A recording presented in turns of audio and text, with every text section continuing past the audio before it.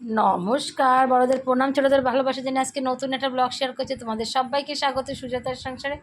আশা করি তোমরা অনেক ভালো আছো, আমিও ভালো আছি। আর তোমাদেরকে সঙ্গে নিয়ে আজকে দিনটা শুরু করছি। আজকে যেহেতু রবিবারের সকাল থেকে শুরু করছি ব্লগটা। আর তোমরা সঙ্গে থাকো আর দেখতে থাকো আমি সারাদিন কি কি করি, কোথায় যাই। আর খুব সকাল সকাল রান্নাঘরে চলে এসেছি। এখন কটা বাজে? 6:45 বাজে। কেননা কোথায় যাব, কোথাও যাব সেই কারণে অনেক হুটোপাটা লেগে গেছে। রান্নাবান্না এগুলো, এই যে আগের দিনে তরকারি ছিল সমস্ত গরম করো। আর একটু মুগ ডাল ছিল, মুসুরির ডাল, কারকোল ভাজা, তারপরে বাঁধাকপি আর হচ্ছে ঝিঙে আলুর তরকারি, এগুলো ছিল। আর হবে ডিম, 5জন মানুষের 5টা ডিম হবে। হ্যাঁ, তারপরে রান্নাবান্না খুব হুটোপাটা লেগেছে। এখন কাঠে ভাত হচ্ছে, এদিকে ঢ্যাঁড়স ভাজা বসিয়ে দিয়েছি, পটল ভাজা কষানো হচ্ছে, পটল তরকারি হয়ে গেছে এবার। আর মুসুরির ডালটাও হবে। এই ছিল একদম সিম্পল রান্নাবান্না। আজকে মাছ ছিল কিন্তু মাছ করার সময় নেই, খুব হুটোপাটা লেগে গেছে। তারপরে আজকে সবথেকে বিচ্ছিরি ব্যাপার হয়েছে, টাইম কলে জল এসেছিল, চলে গেছে। যেহেতু আমাদের কলটা নষ্ট হয়ে গেছে, মোটরটা, সেই জন্য ট্যাঙ্কিতে জল উঠছে না, জল টেনে টেনে কাজ করতে হচ্ছে। সেই কারণে পেছনের টাইম কল থেকে জল প্রথমে আসছিল না, পরে দেখি এসেছে, একদম টিপ টিপ করে পড়ছে। অনেক কষ্ট করে অনেক জল টানা হয়েছে। এদিকে রান্না, কাঠে ভাত হচ্ছে, এদিকে 2 গ্যাসে 2 তরকারি বসিয়েছি, একটা হয়ে গেছে, ভাজা হয়ে গেছে। এদিকে রুটি হবে শ্বশুরমশাইয়ের জন্য, তারই জন্য তাওয়া বসিয়ে, আটাটা মাখা হয়নি, আটাটা মাখবো। আর ওদিকে ডিমের ঝোল বসিয়ে দিয়েছি। আর এই রান্না বান্না ছিল। আর আগের যেদিন বাসি তরকারি ছিল ওগুলো একটু গরম করলাম। আর এদিকে রান্নাঘর গুছাচ্ছি, এক এক করে কাজ করতেই থাকি, কিছু করার নেই, যেতে হবে। 9:30 টাইম দিয়েছে, এখন তো বেজে গেছে অনেকটাই, 9:45 কাছাকাছি। পুরো কাজকর্ম করে গ্যাস ট্যাস মোছার হয়তো আজকে সময় পাবো না। মেয়েকে খাওয়াবো, মেয়ে পটি করবে, ওগুলো সমস্ত গুছিয়ে গাছিয়ে নিজে খাবো। এই যে এবার রুটি বানাতে চলে এসেছি শ্বশুরমশাইয়ের জন্য। এদিকে মেয়ের ভাত বাড়া হয়ে গেছে, ঠান্ডা হবে। মেয়ে ডিম সিদ্ধ আলু সেদ্ধ দিয়ে খেয়ে যাবে, আমি ডাল দিয়ে আর মাছের তেল করেছিলাম। আর আমার ছেলের তো মাছের তেল ভীষণ পছন্দ, আমাদেরও খুব পছন্দ। গোটা মাছ আনলে তখন ওই তেলটা পুরোই ধরে নিয়ে আসে। এই হচ্ছে ব্যাপার। এদিকে শ্বশুরমশাইয়ের জন্য রুটি বানাচ্ছি, ওনাকেও তরকারি দিয়ে দেবো। আজকে মিষ্টি আর বের করতে ভুলে গেছি, সবজি দিয়ে রুটি খাবে আর এক বাটি ফল দেবো, ব্যাস। এটাই হচ্ছে, সব রেডি করে রাখবো, যাওয়ার সময় ওনাকে দিয়ে যাব টেবিলে। উনি যেহেতু কোনো দিনই চায় না সুজাতা এটা খাবো ওটা করো, তাই নিজের থেকেই যেটা মনে হয় ভালো সেটাই করি আর কি।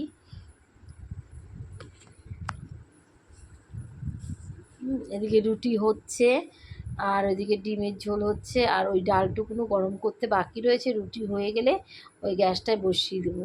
যেহেতু পরের দিন সোমবার, সমস্ত কিছুই মাজতে হবে, সেজন্য আর অন্য কিছুতে আর আটকালাম না, ওই বাটি শুদ্ধই বসিয়ে দেবো।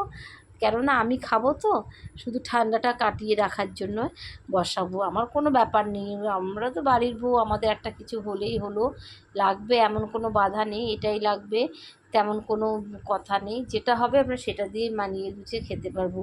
যত সমস্যা ব্যাটা ছেলেদের নিয়ে, মানে কি ছেলেদের নিয়ে, এই খাবো না, ওই খাবো না, সেই খাবো না, হ্যাঁ এটা ভালো হয়নি, ওটা ভালো হয়নি, ওদের অজুহাতেরই শেষ নেই।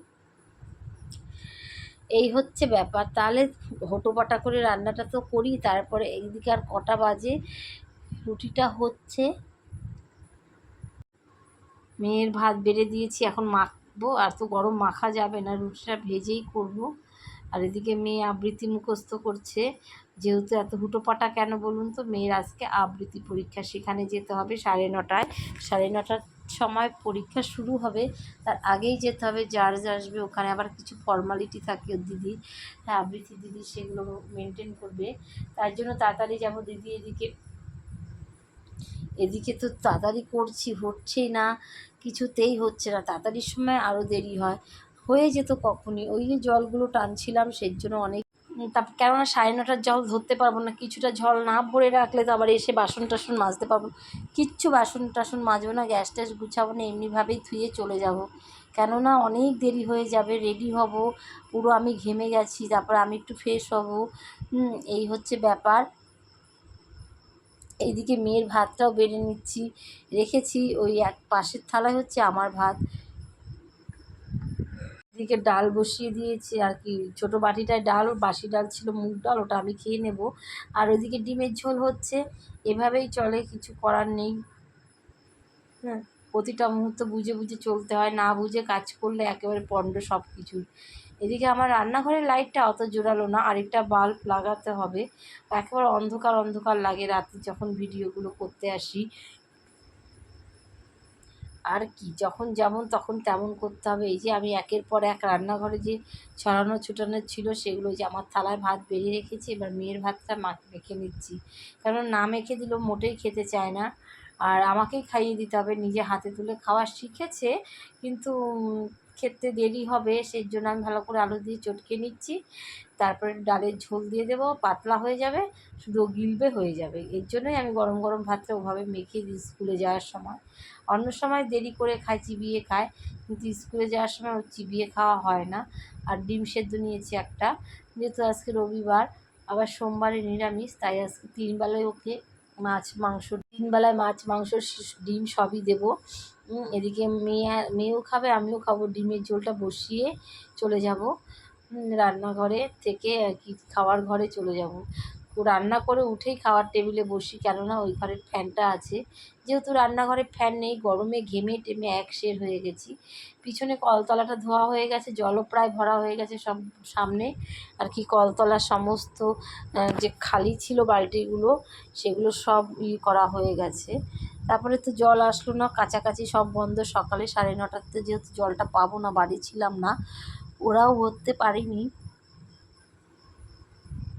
সেই কারণে বালতিগুলো খালি ছিল, অল্প একটু জল ছিল। পরে বাড়িতে এসে দেখলাম, আমি যখন বেরোচ্ছিলাম তখন দেখি মোটর সারাতে এসছে, মোটরটা সারিয়েও দিয়েছে, এখন আর জলের কষ্ট হবে না। জলের যে কী কষ্ট করেছি 1 সপ্তাহ, সে আমি ছাড়া, ঈশ্বর ছাড়া কেউ জানে না। ভারী ভারী বালতি টানতে টানতে আমার পা জোর দুটো ব্যথা হয়ে গেছে, তবুও করতে হয় নিজের সংসারের প্রয়োজনে। আর এদিকে আমার ডিমের ঝোলটাও হয়ে গেছে, একটু যেহেতু মুসুরির ডাল করেছি, বেশি একটা ঝোল রাখলাম না, একটু এই অল্প ঝোল দিয়েই খাবে। আর এই যে আমি রেডি হয়ে বেরিয়েও পড়েছি, আমি আর মেয়ে যাচ্ছি, বললাম মেয়ের আবৃত্তির ক্লাসের আজকে পরীক্ষা। এই যে মেয়ে দেখো কত ঢং শিখেছে, আর ওদের আবৃত্তির ড্রেসটাই হচ্ছে সাদা লাল, আর যেহেতু ছোটো তাই বললো ওর ফ্রক পরলেই হবে, নাহলে বেসিক্যালি একটু যারা বড় তাদের সবার চুড়িদার। সামনের বছর চুড়িদার বানিয়ে দেব, এখন আর দিলাম না। এই যে তাড়াতাড়ি ভাগ্যিস পেয়ে গেছিলাম টোটোতে করে যাচ্ছি, নইলে বেশিরভাগ হেঁটেই যাই, বিকেলবেলায় হলে হেঁটে যাই, যেহেতু এখন খুব রোদ রাস্তায়, সেজন্য হেঁটে যাওয়ার উপায় নেই। আর আমি মাথায় শ্যাম্পু করেছি, চুলটাও পুরো ভেজা। এই যে চলে এসেছি আবৃত্তির ক্লাসে, সব বাচ্চারা চলেও এসছে। আগে প্রথমে হবে প্রবেশিকা পরীক্ষা, তারপরে PP1, PP2, PP3 এমন করে হবে, আবার ফাইনালও আছে। সব মায়েরা অনেকক্ষণ আগেই চলে এসছে, অনেক দূর থেকে সব বিভিন্ন জায়গার থেকে সব মায়েরা আসে। আমার বাড়ির কাছে আর কিছু লোকের বাড়ির কাছে, আর বেশিরভাগই দূরে। আর ওপরে হবে, ক্লাবের ওপরে যে ঘরটা আছে ওখানে হবে পরীক্ষা, আর এখানে সব বাচ্চারা বসেছে আর সবাই মিলে আনন্দ করছে, এটাই হচ্ছে ওদের আনন্দ। আর এখন ওর দিদি আসেনি, দিদি হচ্ছে ভেতরে রয়েছে যেখানে পরীক্ষা নিচ্ছে। কিছুক্ষণ পরেই এসে দেখি, কিছুক্ষণের মধ্যে আমরাও যখন ঢুকলাম তখন জাজ এসেছিলো, তখনই কিছুক্ষণ পরেই পরীক্ষা শুরু হয়ে গেছে। দুজন দুজন করে ওপরে ডাকছে। এই যে এখন সবাই ফটো সেকশন চলছে, সমস্ত ছাত্রছাত্রীদের নিয়ে ওদের দিদিমণি আর কি, ম্যাডাম আবৃত্তির আন্টি ছবি তুলছে, আমি সঙ্গে একটু ভিডিও করে নিলাম। তাহলে বন্ধুরা, আজকের ভিডিওটা কেমন হলো তোমরা কিন্তু কমেন্ট করতে ভুলো না। মেয়ের আজকে আবৃত্তি পরীক্ষা হলো, সেটাও তোমাদের সাথে শেয়ার করবো। যদি ভালো লেগে থাকে কোনো অংশ, প্লিজ একটু লাইক কমেন্ট করতে ভুলো না। এই যে সব মায়েরা বসে রয়েছি, এইটুকুনো ঘর, 3টে ফ্যান চলছে, তবুও যেন আমরা ঘেমে টেমে একাকার। আর ওই যে দিদি, আর তারপরে আমি যেখানে মেয়ের পরীক্ষা হচ্ছিলো ওপরে, সেখানে দাঁড়িয়ে দাঁড়িয়ে একটু ভিডিও করছিলাম। ওই যে বড় ফাঁকা মাঠটা দেখছো, ওইখানে বিশাল বড় দুর্গাপূজা, আর ওখানে মেয়ে আবৃত্তি করছে। আর এদিকে বললো তুমি দাঁড়াও, যে জাজ এসেছে সে চা খেয়ে নিচ্ছিল, তাই মেয়ে একটু দাঁড়িয়েছিল। আর ওরা ম্যাডাম আর ওদের নাচের আবৃত্তির দিদি আর হচ্ছে স্যার চা খাচ্ছিল, গল্প করছিল, মেয়ে ওখানে দাঁড়িয়ে দাঁড়িয়ে শুনছিল, আর আমি পাশ থেকে ভিডিও করে নিলাম। এই ঘরটাতে যখন কোনো অসুবিধা হয় তখন ওপরেই ক্লাস হয়, এটা একটা ক্লাব ঘর। আর ওই যেটা হচ্ছে ওদের কাকু আর কি, আমাদের কাকু, ম্যাডামের বাবা, উনিই আগে শেখায়। যাই হোক, এই হচ্ছে ব্যাপার। আর ওইদিকে সব মায়েরা যাদের যাদের বাচ্চাদের ডেকেছিল তারা সবাই সামনে এসে বাচ্চাদেরকে নিয়ে এসছে রোদের মধ্যে। আর ভীষণ গরম ছিল জানো তো, রবিবার দিন ভিডিও হলে হবে কি, এত গরম এত গরম কি করে বলবো। হ্যাঁ, আর তেমনি রোদের তাপ, ফ্যানটা মনে হচ্ছে ঘুরছেই না, তার মধ্যে কারেন্ট। এই হচ্ছে ব্যাপার। তাহলে বন্ধুরা, আজকের মতো ভিডিওটা এখানে রাখছি। যদি ভিডিও কোনো অংশ ভালো লাগে তোমরা লাইক করতে ভুলো না, কমেন্ট করতেও ভুলো না, আর আমাকে সাপোর্ট করো, আমার পাশে থেকো, আমিও তোমাদের পাশে সবসময় আছি। তাহলে আজকের মতো ভিডিওটা বাই বাই, ভালো থেকো, সুস্থ থেকো। আর আমার মেয়ের কবিতা